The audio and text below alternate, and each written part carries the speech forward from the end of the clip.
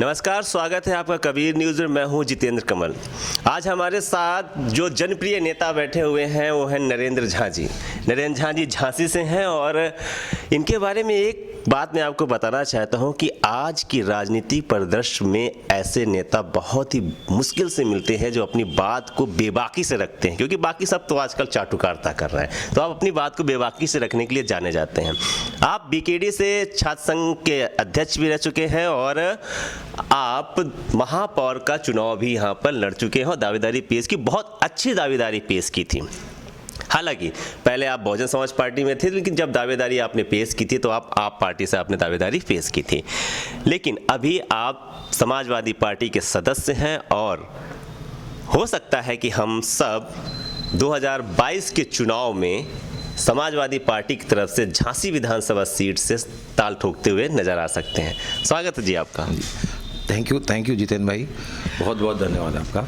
आप जो समय निकाला आपने कानपुर से यहाँ आके, उसके लिए बहुत बहुत धन्यवाद आपका। जी, मैं जब ग्राउंड पे था तो आपके बारे में मैंने सुना, इसलिए मैं आपके पास आया कि एक जनप्रिय नेता हैं आप दावेदारी कर रहे हैं, तो ये बात सही है क्या कि आप समाजवादी पार्टी से दावेदारी कर रहे हैं? जी, मैंने आवेदन किया है।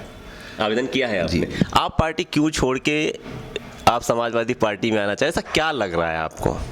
ऐसा तो नहीं भैया, मेरे अगला क्वेश्चन बस यही है कि ऐसा तो नहीं है कि जो लहर चल रही है भाजपा वर्सेस सपा, इस वजह से आ रहे हैं या किसी नेता के व्यक्तित्व से प्रभावित है? नहीं, ऐसा नहीं है। मैं आपको बताऊं जितेंद्र जी, मैं पहले भी समाजवादी पार्टी में, मैं शुरू से छात्र जीवन से समाजवादी पार्टी से जुड़ा रहा, लेकिन बीच में कुछ ऐसी परिस्थितियां बनी जिसकी वजह से मेरे को पिछला चुनाव, जो महापौर का चुनाव जिसकी आप बात कर रहे हैं, वो मेरे को आम आदमी पार्टी से लड़ना पड़ा। उसके तमाम कारण हैं, दूसरे कारण भी हो सकते हैं, लेकिन ऐसा नहीं है। मैं शुरू से समाजवादी रहा हूं और आज फिर से अपने घर में वापस आया हूं। समाजवादी वापस आए? जी।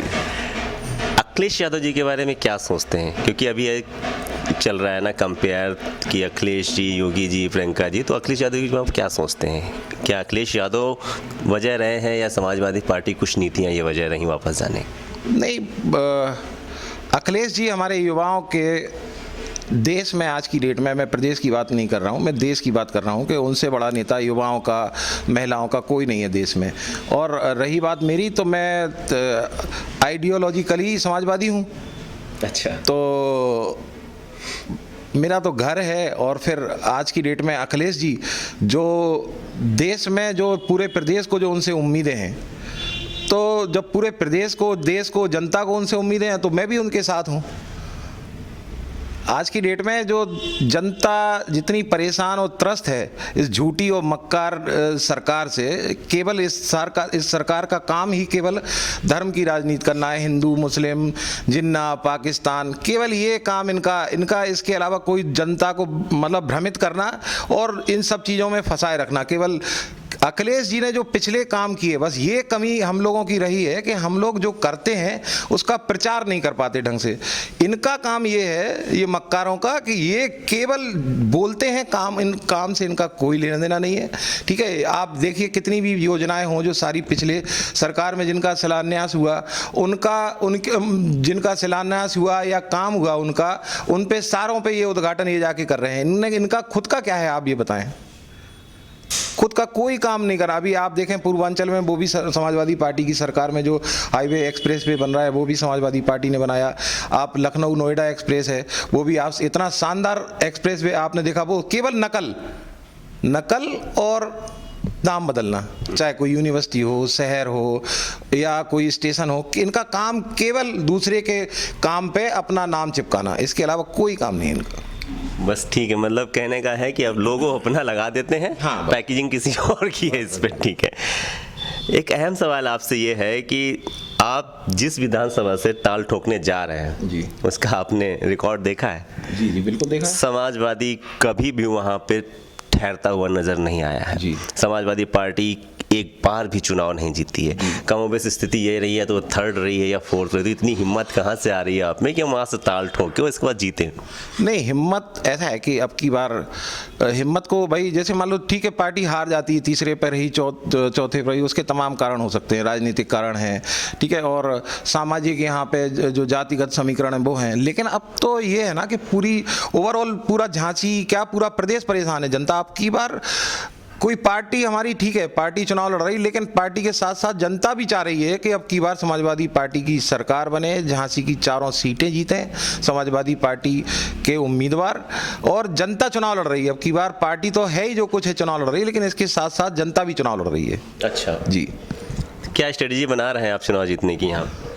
नहीं, स्ट्रेटजी हम लोगों की यही है कि हम लोग जनता को बताएंगे इनके जो दुष्कर्म हैं पार्टी के, और जो हमारी पार्टी की पिछली सरकार की जो हमारी उपलब्धियां हैं वो बताएंगे, और आगे हम जो अपना जो हम लोग पार्टी का या मान लो मैनिफेस्टो है या जो उसका उसमें जो योजना है, भाई हम लोग झूठ तो बोलते नहीं है, जो हम लोग बोलते हैं वो करते हैं और किया है। आप देख लीजिए अखिलेश जी ने 15 लाख कम से कम लैपटॉप बांटे बच्चों को, महिलाओं को पेंशन लगभग 40 लाख रुपए, कन्या विद्याधन, ठीक है। आप मेडिकल की व्यवस्था देख लीजिए, स्वास्थ्य सुविधाएं जगह जगह, पैरामेडिकल, जो आप किसानों के लिए जो मंडियां बनी पूरे प्रदेश में वो अखिलेश जी ने बनाई।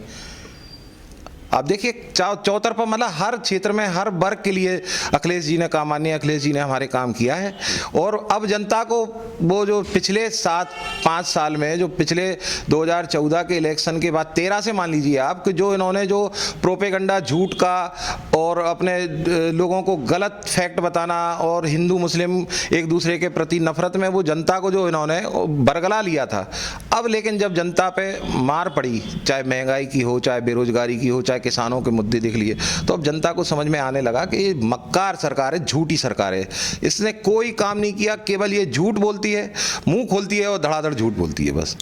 रवि शर्मा जो अभी विधायक हैं वर्तमान में 10 साल से हैं यहाँ पे, जी, तो क्या उन्होंने जितने 10 साल में वादे किए हैं आपने देखा होगा जनता के बीच में, क्या पूरे करते हुए नजर आए कभी? नहीं, अब ये बात अगर मैं कहूँगा, आप एक आम जनता से पूछिए, मैं कहूँगा तो आपको लगेगा कि मैं दूसरी पार्टी से हूँ तो मैं उनकी बुराई कर रहा हूँ। याद है आपका कि कोई उन्होंने एक वादा किया हो अभी तक नहीं पूरा किया? आप जनता से पूछिए, कोई वादा, आम जनता का नाम का भाई जनप्रतिनिधि चाहे विधायक हो या सांसद हो, वो काम कैसे करता है? जो उसको सरकार से निधि मिलती है अपनी 5-7 करोड़ रुपए साल की, उसके इन्वेस्टमेंट कितना उसने खर्च किया, उसके ऊपर जो निर्धारित होता है कि उसने कितना काम किया है। आप वो देख लीजिए जाके कि इनकी निधि कितनी, इन्होंने हर वर्ष जो इनको निधि मिलती है जो बुंदेलखंड विकास निधि, अब तो शायद वो बंद हो गई, विधायक निधि होती है मेन, तो उससे आप पता कर सकते हैं कि कितना हर वर्ष ये खर्च कर, इनको कितना इनका फंड मिलता है। और अभी तो मेरे बीच में सुना था कि शायद ऊपर से ही मिलना बंद हो गया, तो ये क्या विकास करेंगे? अपनी गांठ से तो कोई लगाएगा नहीं। विकास तो आदमी या जनप्रतिनिधि तभी करता है ना जो ऊपर से फंड आए, उसको आप पूरा इन्वेस्ट करो। जब वो ही ऊपर से आना ही बंद हो गया तो इन्वेस्ट कहाँ से करेंगे आप? क्या विकास करेंगे? बस खाली बातें, जैसे उनके नेता योगी मोदी बोलते हैं ऐसे ही हमारे विधायक जी, बस बोलना है, काम तो अब ठीक है। जो आप शहर घूम के देखिए क्या काम हुआ है। आप जब चुन के आएंगे जी और आश्वासन देंगे लोगों को कि ठीक है भाई आप हमें जिताएं जी, तो ये बताइए कि किस बात पे लोग आपको वोट करें कि नहीं भाई समाजवादी का एक फैक्टर तो आप अलग रख दीजिए, पर्सनल आप क्या ऐसा कुछ देंगे आम जनता को, झांसी की जनता को, कि वो आपको वोट करे? आप उनके लिए क्या करना चाहेंगे? मेरा ऐसा मानना है कि अगर हमने जो हमारी पिछली सरकार माननीय अखिलेश जी के नेतृत्व में जो हमारी सरकार बनी थी, अगर जो उनकी नीतियां थी जनता की सुविधाओं के लिए या शहर के विकास के लिए, अगर हम वो फिर से लागू कर दें तो ही बहुत विकास दिखेगा आपको झांसी में। आप चाहे देख लीजिए, शिक्षा के क्षेत्र में देख लीजिए, शिक्षा के क्षेत्र में स्कूलों में एडमिशन बंद हो गए, टीचर नहीं आते हैं वहाँ पे। आज की डेट में जो मिड डे मील है उसमें देख लीजिए कितना भ्रष्टाचार मचा है। लोग मतलब ये सोच लो कि आपने देखा होगा अभी वो एक पत्रकार पे भी रिपोर्ट लिखी, जब उसने दिखाया था वहाँ का कहाँ का मामला था। रिपोर्ट तो आपके ऊपर भी खूब लिखी गई है। नहीं, मेरे ऊपर भी लिखी गई है। वो तो इनका ये है कि इनके खिलाफ कोई बोलेगा तो उस पर मुकदमा दर्ज कर दिया जाएगा, जेल भेज दिया जाएगा, पुलिस का दबाव बनेगा। अगर पुलिस आपको ले जाएगी घर से, बदतमीजी होगी आपके साथ में, तो इनका ये तरीके हैं इनके। जिला पंचायत अध्यक्ष के चुनाव में देखा, वो भी आपने देखा होगा कि मतलब सारा प्रशासन ऐसे काम कर रहा है जैसे पार्टी के कार्यकर्ता हो, चाहे डीएम हो, चाहे एसएसपी हो, चाहे आपके एसओ हो, सीओ हो, मतलब सारा एसडीएम। आपने देखा अभी हरियाणा में, मतलब जहां जहां इनकी सरकार है, वो हरियाणा में एक एसडीएम बोल रहा था कि किसानों का सर फोड़ दो। तो एसडीएम मतलब पार्टी का कार्यकर्ता गुंडे की तरह काम कर रहे हैं, तो इनका ये तरीका है। तो जनता इतनी परेशान है, इतनी त्रस्त है कि अब जनता इनको सबक सिखाएगी। हम लोग तो ठीक है, हम लोग तो जनता के साथ खड़े हैं और जनता के साथ, जनता को भी ये समझ में आ गया कि ये खाली समाजवादी पार्टी के कार्यकर्ता, और पार्टी ऐसी पार्टी है जो जनता की भलाई के लिए, जनता की सुविधाओं के लिए आवाज़ उठाती है और उनके साथ लड़ाई लड़ती है। भोजला जानते ही होंगे आप, झलकारी बाई को भी जानते हो? बिल्कुल जानता हूँ। तो एक वीरांगना रही हैं जी, और झलकारी बाई जाति की शान है जी।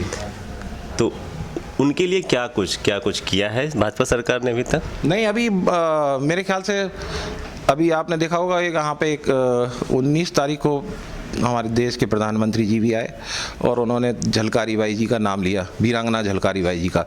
लेकिन आप देखें, जब जब चुनाव आता है तब तब इनको सारे प्रतीक, सारे पुराने ऐतिहासिक लोग, या जो कहने चाहिए पुराने क्रांतिकारी लोग हैं, जिन्होंने चाहे पिछली जो अंग्रेज़ों के खिलाफ क्रांतियां हुई उनमें जिन्होंने पार्टिसिपेट किया, उनके सबके नाम इन्हें याद आ जाते हैं। उसके पहले कोई नहीं, उसके पहले सिर्फ इन्हें राम मंदिर, हिंदू, मुस्लिम, यही सब याद रहता है। अब चुनाव आ गया चूँकि 22 का, तो इन्हें झलकारी बाई भी याद आएंगी, अब लक्ष्मीबाई भी याद आएंगी, और भी तमाम जो हमारे पुराने प्रतीक हैं, पुराने नाम हैं लोगों के, जो जिन्होंने देश के लिए, समाज के लिए काम, सब याद आएंगे इन्हें। हाँ, बस। तो आप थे मेरे साथ नरेंद्र झा जी, जिन्होंने हमें विस्तार से बताया कि भाजपा सरकार से यहाँ की जनता क्यों त्रस्त है और क्या विज़न लेके चल रहे हैं। समाजवादी पार्टी का क्या विज़न है कि किस तरीके से हम अब जनता की सेवा करेंगे 2022 में अगर आते हैं।